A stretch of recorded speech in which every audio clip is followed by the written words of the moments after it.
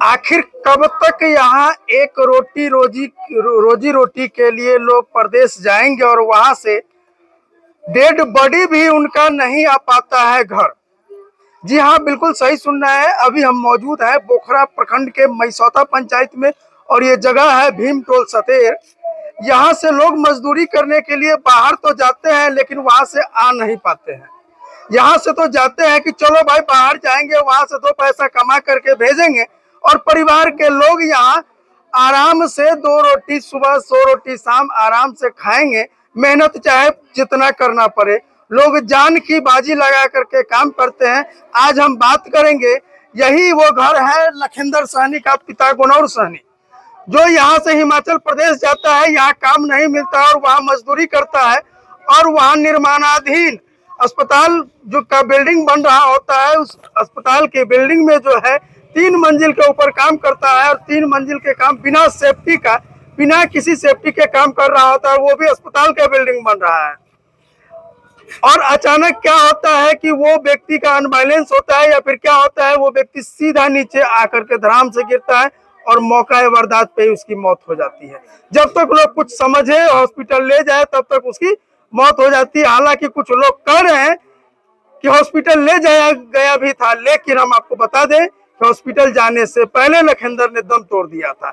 आइए जानते हैं मृतक के परिवार में यहाँ पूरा हलचल तेज है, क्यों ना हो, क्योंकि वो अपने पीछे 3 लड़की और 1 लड़का को छोड़ गए हैं, जिसको आज देखने वाला कोई नहीं बचा। अब आइए, ये वृद्ध पिता है, ये इनसे हम जानेंगे कि एक बेटे की मौत के बाद जवान बेटा जब मरता है और पिता के ऊपर जब पिता के कंधों पे जब उसकी जिम्मेवारी आती है तो क्या कुछ सबके बस की बात नहीं हो तो वो बर्दाश्त कर पाना कैसा, क्या कहेंगे ये।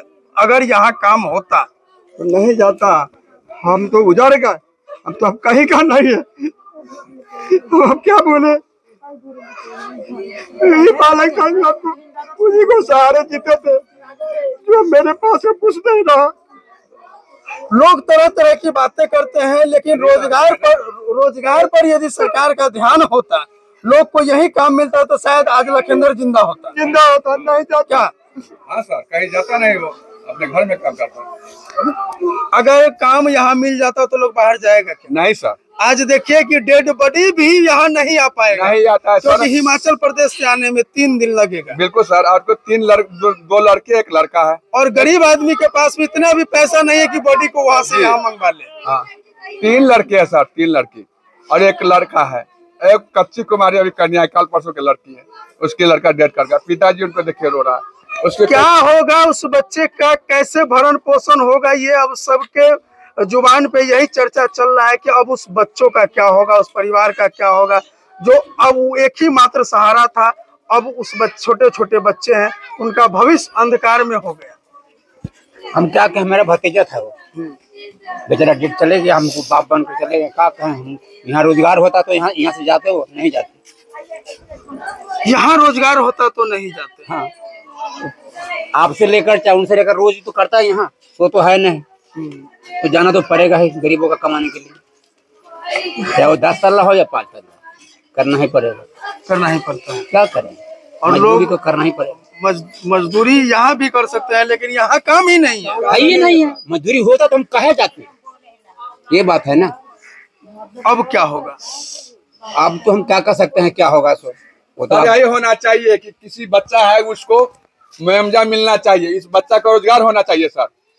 3 लड़की है, 1 लड़का है, उसका पिताजी है, कच्ची कुमारी उसका पत्नी है, उसकी सरकार की तरफ सहायता मिलना चाहिए सर, सहायता मुआवजा मिलना चाहिए। कैसे उसका पोषण पालन होगा? की बुझाइए, मुआवजा मिले की चाहिए कि ना मिले? हाँ सर, हाँ मुआवजा मिलना चाहिए। उस बच्चा आप कौन है? गांव का समाज है। अच्छा, 3 लड़की का शादी कैसे होगा? सबके आंखों में आंसू है, क्योंकि घटना ही इतना दर्दनाक है कि कुछ कहा नहीं जा सकता है। बाकी इस वीडियो के बारे में आप क्या सोचते हैं, आप अपनी प्रतिक्रिया कमेंट बॉक्स में जाकर के दें और इस वीडियो को ज्यादा से ज्यादा शेयर करें ताकि इसके परिवार को अधिक से अधिक मुआवजा मिल पाए। बिल्कुल बिल्कुल सर, 3 लड़की सर, उसका पढ़ाई लिखाई का समय होना चाहिए सर।